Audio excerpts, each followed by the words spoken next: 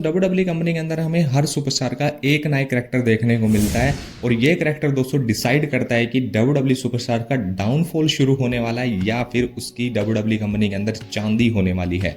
जय राम जी की दोस्तों, स्वागत आप सभी का रेसलिंग रेंजर की एक और नई वीडियो के अंदर।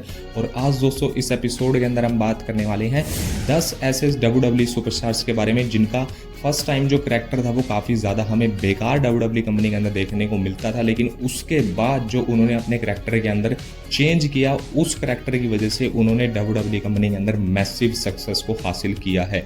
तो चलिए दोस्तों, कौन से वो सुपरस्टार्स हैं और उनके कौन से वो करैक्टर हैं, चलिए उसके बारे में इस एपिसोड के अंदर हम बात करते हैं। वीडियो को लाइक और शेयर करने के साथ साथ चैनल को सब्सक्राइब कीजिए डेली रेसलिंग का कंटेंट देखने के लिए। दोस्तों नंबर 10 पर यहाँ पर सुपरस्टार आते हैं the main event Jey Uso.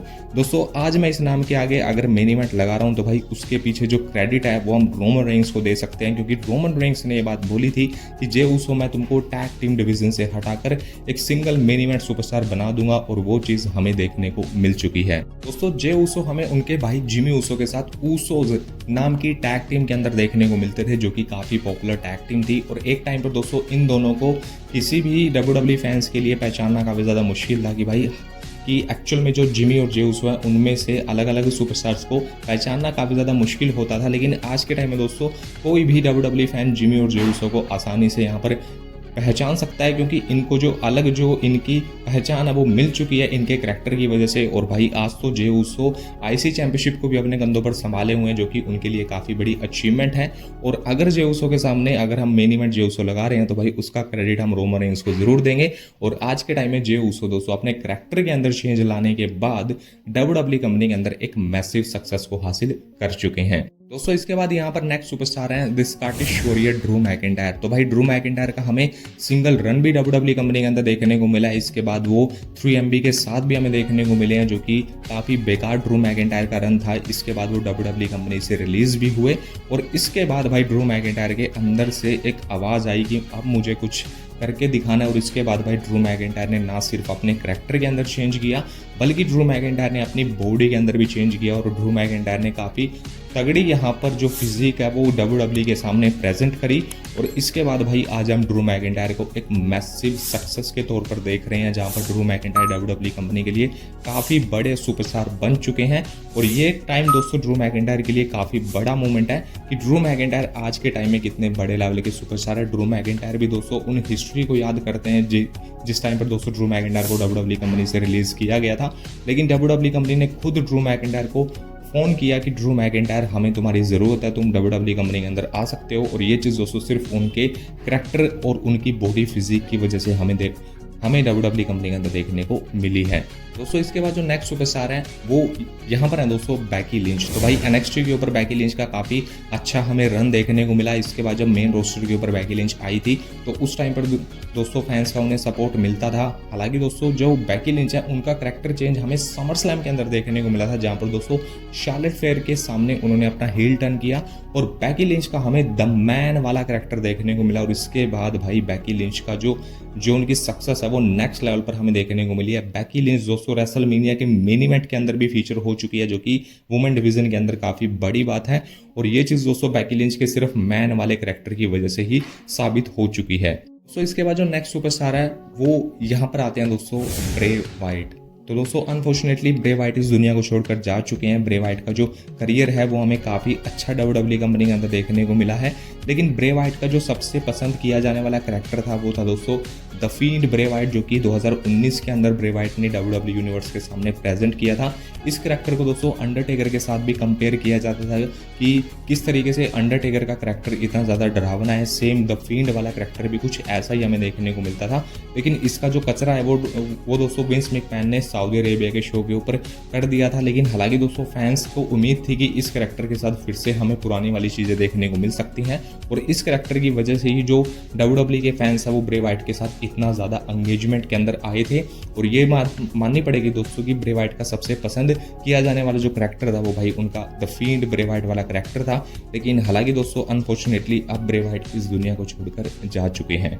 इसके बाद जो नेक्स्ट सुपरस्टार है वो है दोस्तों यहाँ पर रिया रिप्ली। तो भाई रिया रिप्ली को जब मेन रोस्टर के ऊपर लाया गया था तो रिया रिप्ली का जो करियर है वो हमें ठीक ठाक सा WWE कंपनी के अंदर देखने को मिल रहा था, जहाँ पर शार्लेट फेयर के सामने वो रेसलमेनिया के अंदर अपनी NXT चैंपियनशिप को भी हार गई थी। इसी के बाद दोस्तों मेन रोस्टर के ऊपर हमें ठीक ठाक स्टोरी लाइन के अंदर वो हमें देखने को मिलती थी, लेकिन रिया रिप्ली ने जब जजमेंट डे के अंदर अपने आप को इन्वॉल्व किया, इसके बाद हमें उनका मामी वाला करैक्टर देखने को मिला। तो भाई इसके बाद तो रिया रिप्ली ने सक्सेस को काफ़ी ज़्यादा हासिल किया है WWE कंपनी के अंदर, और फैंस जो हैं वो रिया रिप्ली के लिए नेक्स्ट लेवल का सपोर्ट दिखाते हैं। और आज के टाइम में दोस्तों रिया रिप्ली जो है वो फैंस की काफ़ी ज़्यादा फेवरेट सुपरस्टार्स में से एक बनी हुई है। और वुमेन्स डिवीज़न के अंदर जो रिया रिप्ली को ट्रीटमेंट है वो कुछ ऐसा यहाँ पर हमें देखने को मिलता है कि रिया रिप्ली को एक मेल सुपरस्टार के तौर पर वुमेन डिवीज़न के अंदर देखा जाता है।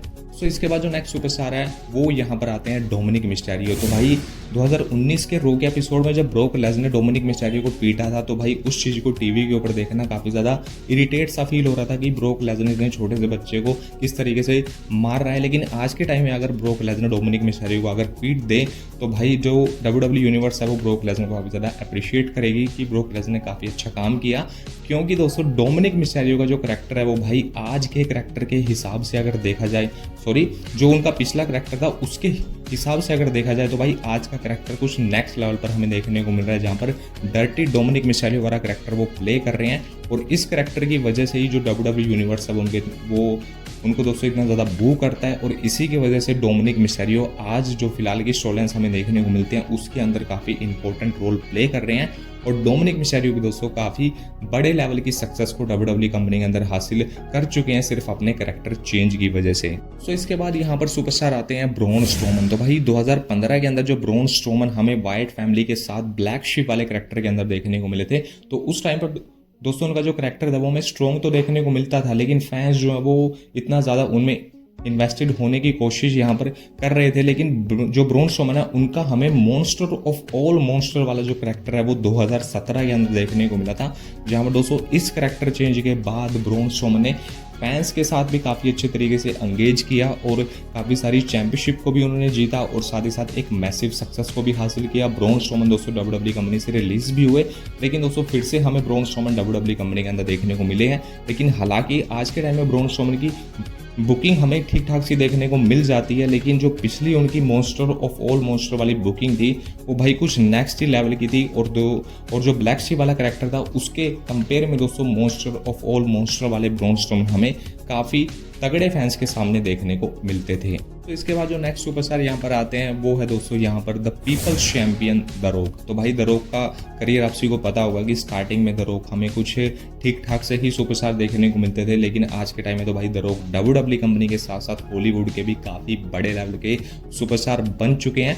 तो दोस्तों उनका जो हॉलीवुड वाला रॉक का करैक्टर था ये भी हमें द रॉक के इनिशियल टाइम के अंदर देखने को मिल चुका है, जहाँ पर दोस्तों रॉक की सक्स के चैंट्स तक हमें सुनने को मिलते थे WWE कंपनी के अंदर।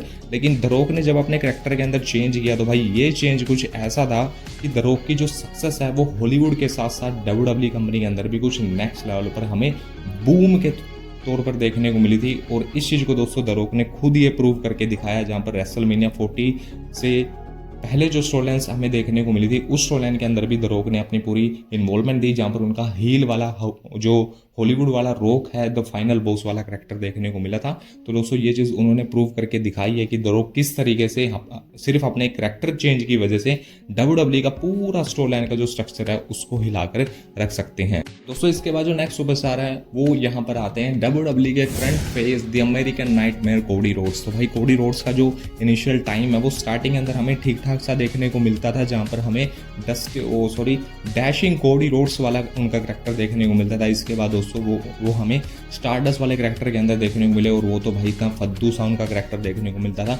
उस टाइम पर अगर कोई बंदा ये बात बोलता कि कोडी रोड्स आने वाले टाइम के अंदर इतना बड़ा सुपरस्टार बन जाएगा जो कि रोमन रेंज जैसे सुपरस्टार्स को हराएगा रेसलमेनिया के अंदर, तो भाई उस चीज़ को हजम करना काफ़ी ज़्यादा मुश्किल था। लेकिन कोडी रोड्स ने दोस्तों वो चीज़ प्रूव करके दिखाई, जहाँ पर दोस्तों ऑल एलीट रेसलिंग के अंदर हमें उनका अमेरिकन नाइट वाला करैक्टर देखने को मिला था। और अमेरिकन नाइट वाला अमेरिकन नाइटमेयर वाला जो कैरेक्टर था वो उन्होंने फिर से WWE कंपनी के अंदर अपने रिटर्न के बाद हमें देखने को मिला कोडी रोड्स का।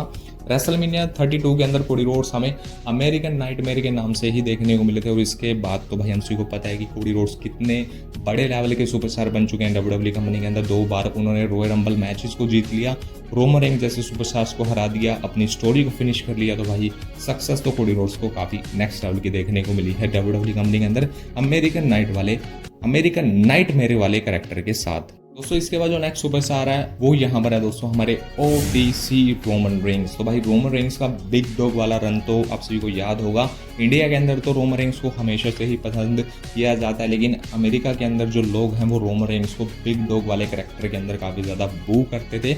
लेकिन जब दोस्तों रोमन रेंज का हमें हील कैरेक्टर देखने को मिला, और हील कैरेक्टर के साथ साथ जब हमें उनका ट्राइबल शी वाला गिमिक देखने को मिलता है, तो भाई उस चीज़ को तो WWE यूनिवर्स ने USA के अंदर नहीं बल्कि वर्ल्ड वाइड ही काफ़ी ज़्यादा रोमन रेंज को अप्रिशिएट किया गया कि रोमन रेंज हमें सिर्फ इसी कैरेक्टर के अंदर सूट करते हुए नजर आएंगे। और रोमन रेंज दोस्तों जो उनका ये ट्राइबल शी वाला कैरेक्टर है ये भाई अमर हो चुका है, और आप सभी इसको बोल सकते हो कि जो किलियन मर्फी है जो कि थॉमस शेल्बी का कैरेक्टर पीकी ब्लाइंडर के अंदर प्ले कर चुके हैं, कुछ दोस्तों वैसा ही जो रोमन रेंज का कैरेक्टर है वो हमें ट्राइबल शी वाला WWE कंपनी के अंदर देखने को मिल चुका है। और इस कैरेक्टर की वजह से जो रोमन रेंज है वो भाई एक फुल टाइमर सुपरस्टार थे, एक पार्ट टाइमर सुपरस्टार बन चुके हैं। उनकी जो सैलरी है वो भी WWE कंपनी के अंदर डबल हो चुकी है। तो भाई सक्सेस तो रोमन रेंज को उनके इस ट्राइबल शी वाले कैरेक्टर के बाद WWE कंपनी के अंदर नेक्स्ट लेवल की देखने को मिली है। तो बस दोस्तों आज की ये छोटी सी वीडियो इतनी सी थी। वीडियो अगर पसंद आई हो वीडियो को लाइक और शेयर आप जरूर कीजिएगा। कमेंट्स के अंदर अगर आपकी कोई राय है तो आप लिख सकते हो। वीडियो को लाइक और शेयर करने के साथ साथ चैनल को सब्सक्राइब कीजिएगा डेली रेसलिंग का कंटेंट देखने के लिए। मिलते हैं आप सभी से अपने अगले वीडियो के अंदर। Take care and good bye. Thank you so much for watching this video.